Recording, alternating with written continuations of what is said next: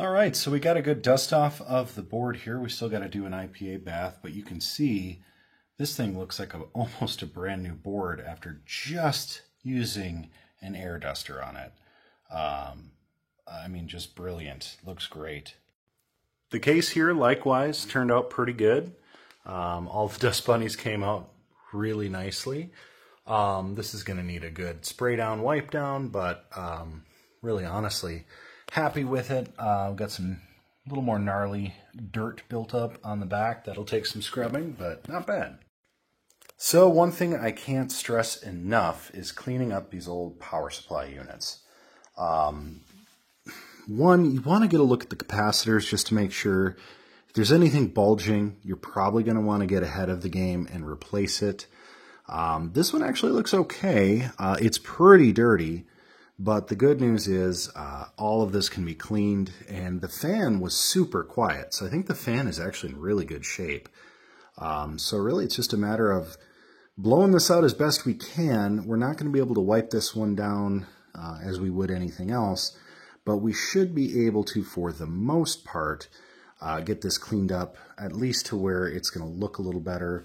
The case will be free of dirt, and that should save heat, which should promote longer lifespan.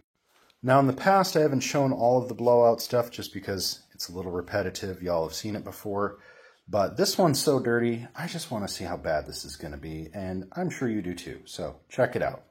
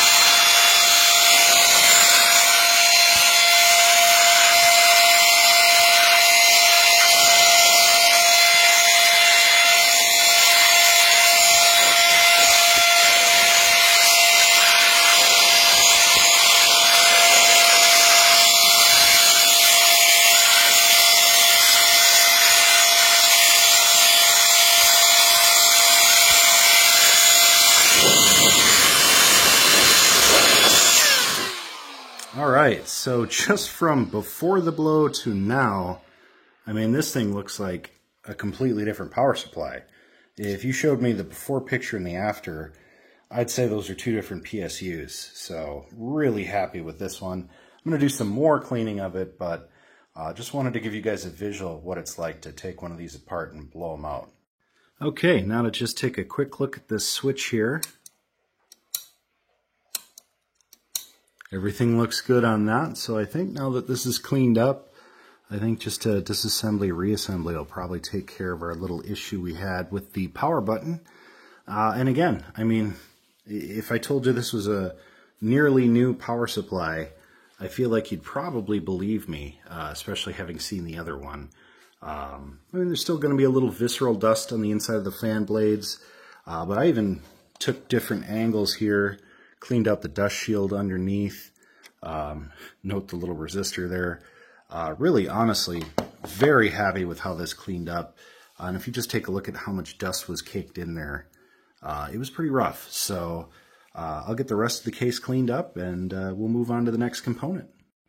Okay, so I'm going to take a look at our chipset here. So we've got an OT1077 VGA display controller with the VGA BIOS there, 1.05.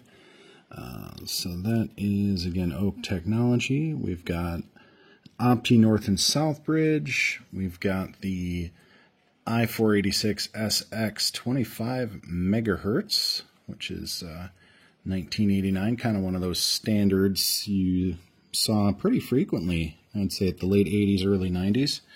Does have the option for the upgrade. Now the RAM has got to be like the cutest little RAM chips I think I've ever seen. These are just Sims, and to be honest with you, I don't know that I've ever seen them like this. Now I do have another Packard Bell in the pile here that I'm going to be going back through. And if I remember right, that one had a memory issue. So we may be looking to test that unit with this RAM. And notice that the chips are mismatched on this. I don't know if that's intentional or if that's something something I haven't seen before, that maybe this was repaired or redone at the factory. I don't know. Even the pins are different there. If you know more about this RAM, let me know. I'd be interested to learn, of course. But overall, I don't think I need to IPA anything on this board. It really came out nice. No real stubborn dirt or anything. I think, like I said in the last video, I think this board and this computer is really treated quite gently in its age. I also cleaned up even the modem, came out really nice. So we'll do a little digging on everything just to see what everything is that I don't know, or that isn't obvious anyway. And yeah, we'll start reassembly here pretty shortly. So I cleaned out the RAM bays, and they're 30-pin SIMs. I'm not sure if they're 256K a piece, if this is a megabyte of memory, or if it's more or less than that. I'm honestly not 100% certain. I don't have any other 30 pins that aren't in a system that I know of. But interestingly enough, I think we're operating on a megabyte of RAM, which is pretty decent for Windows 3.11, so really not anything too crazy there. So yeah, I think with that being said, my only real question is, if that's our DRAM, if we swapped to a static RAM, if that would be more advantageous, or if you can engage both at the same time. I've never seen a setup like this before. I'm sure they're not as uncommon as I'm thinking they are. But if anybody knows the answer to that, drop me a comment and let me know. Can you engage both? Is it worth trying to find some socketed SRAM for the bank cache? Would that be advantageous? Would that improve performance of the system? Again, I would love to max this out. I honestly couldn't find any information on this board even to get more specific information of what one could do potentially to maximize this.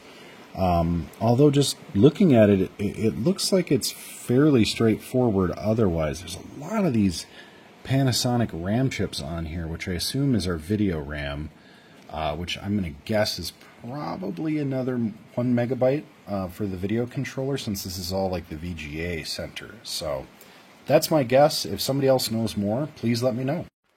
All right, and after a good little Windexing and rub down, you can see we got virtually all the dirt out of there, and really honestly, this is one of the cleaner cases I think I've ever worked on. Wiped down the cords and everything here, looking real nice. Front here looking nice and clean as well, so really looking forward to reassembly.